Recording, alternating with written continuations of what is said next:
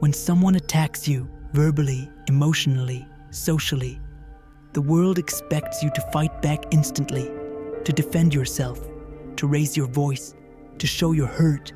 But when you don't, when you choose silence instead of reaction, the entire psychology of the situation flips upside down, because silence in the face of an attack is not weakness.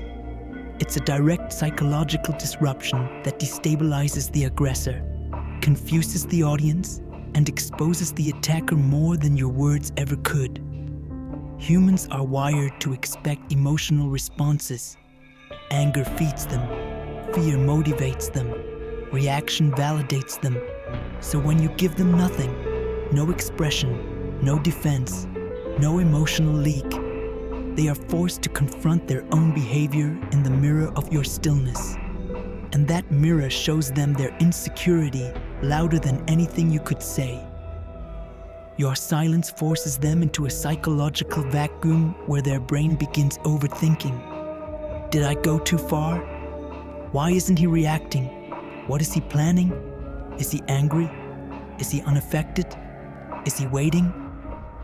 Silence forces their attack to echo back onto themselves. They become uncomfortable because silence removes their control. Your calmness tells them they don't have power over your emotions. In that moment, their aggression becomes a performance without an audience, an explosion without impact. The attacker realizes they cannot manipulate you with pressure, cannot destabilize you with chaos, cannot trigger you with insult.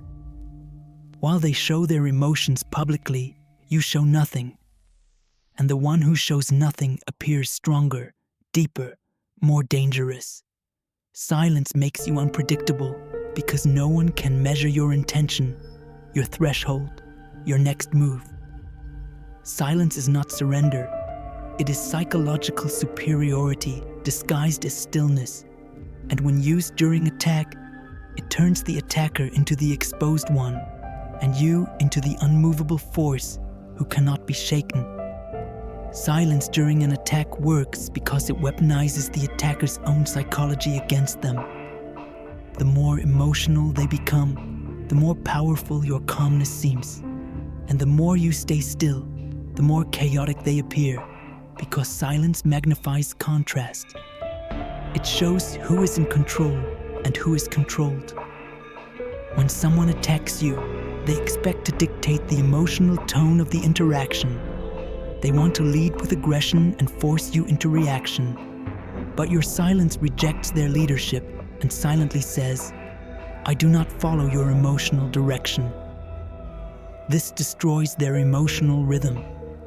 The human mind hates uncertainty, and your silence creates an undefined space where the attacker doesn't know how much damage they caused, how you feel, what you think, or what you will do next. They lose the ability to predict outcomes, and unpredictable people are naturally feared. In groups, silence shifts public perception. People watching begin noticing the imbalance. One person is exploding, the other is composed. One person is loud, the other is centered. Instantly, the calm person gains moral authority and social dominance because humans instinctively trust the one who is stable under pressure. Silence also gives you time to observe weaknesses, time to analyze their emotional patterns, time to understand their insecurity, time to choose the perfect moment for a clean strategic response if needed. Silence slows down the attack and speeds up your thinking. It prevents you from saying something you'll regret, keeps your logic intact, and protects your image. Meanwhile, the attacker's emotional outburst erodes their credibility with every second. Their anger becomes their downfall. They reveal too much. They expose their motives. They show their instability. They hand you information they didn't intend to give. And you reveal nothing. You become the psychological black box, impenetrable, unreadable, feared. Silence becomes the higher ground that gives you both spiritual and strategic advantage. And the attacker, who believed they were in control, suddenly finds themselves powerless against someone who cannot be moved. The deepest power of staying silent when attacked is that silence shifts the entire balance of control from the external world to your internal world. Because the one who remains silent is no longer playing the attacker's game.